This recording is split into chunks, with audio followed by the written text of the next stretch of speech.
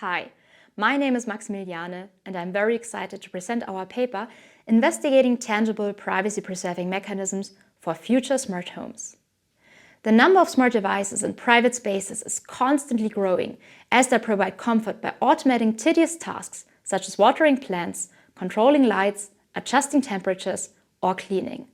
For that, the devices have multiple sensors and capabilities that constantly collect and process sensitive information.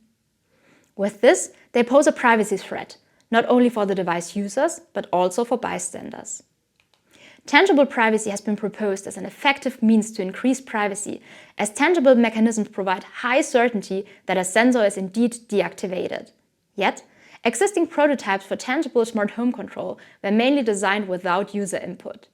Thus, it is unclear whether they match the user's expectations. We conducted 3 studies to understand the requirements of tangible privacy-preserving mechanisms for future smart homes. First, as we identified a lack of user integration, we conducted a focus group with 8 participants.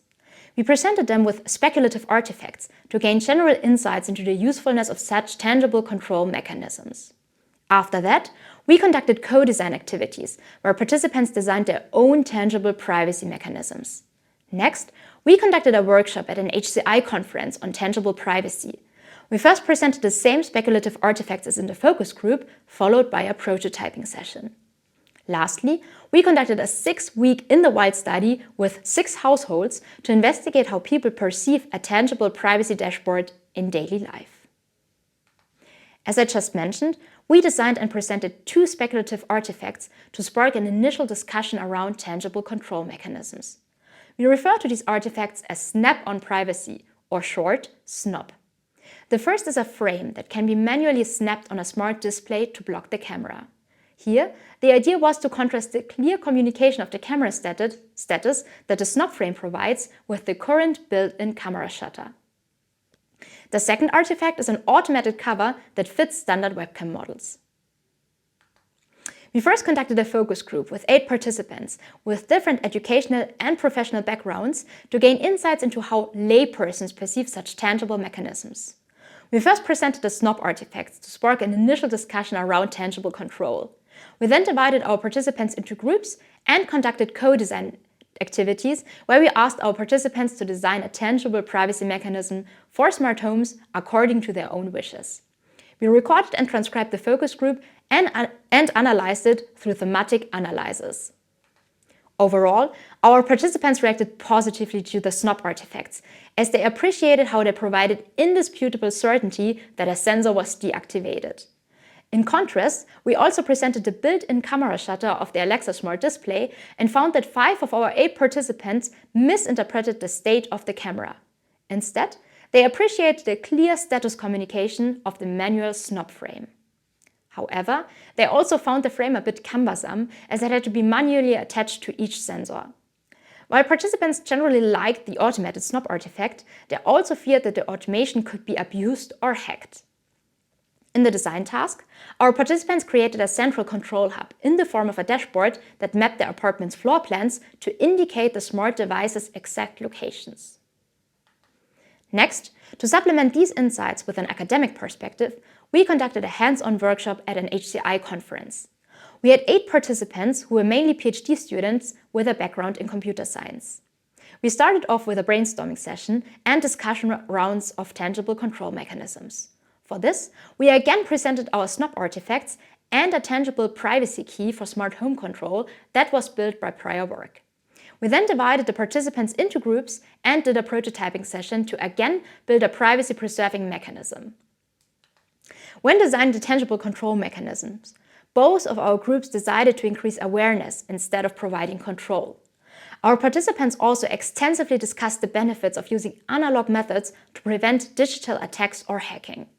On a more holistic level, the SIGCHI conference attendees also discussed the benefits of making privacy-preserving software open source. Lastly, we wanted to find out how participants perceived such a tangible privacy dashboard in daily life.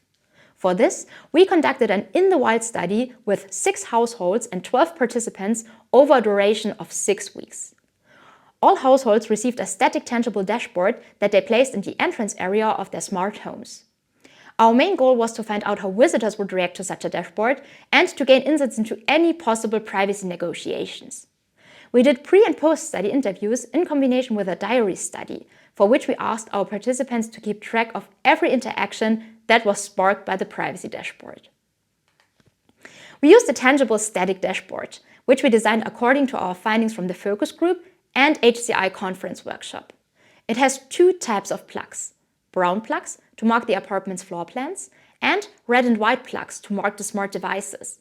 Red means that a device is connected to the internet, whereas white means that the device is only connected to the local network.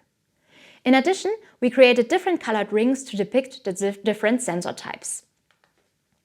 Our participants and their visitors agreed that a tangible dashboard grabs more attention than a digital solution would. It also became apparent that the dashboard raised awareness of the device's presence and capabilities, not only for the visitors, but also for the device owners. Moreover, the dashboard led to several visitors expressing their discomfort, asking detailed questions about the smart devices, and even testing their capabilities. Here, one participant, for example, tested whether the Alexa placed in the living room could still hear them when they were in the bathroom. Yet, visitors only rarely asked to turn devices off. This was either because they did not consider their own data sensitive, or they wanted to avoid the social conflict. Overall, we found a need for tangible smart home control mechanisms, not only on the sensor level, but across the entire tangible privacy spectrum. We also found that future systems have to be designed for both awareness and control, instead of focusing on a single dimension. And finally, we conclude that tangibility can act as a driver for inclusive privacy, by providing access to privacy mechanisms to all people without requiring special software or technological understanding. Thank you so much for your attention.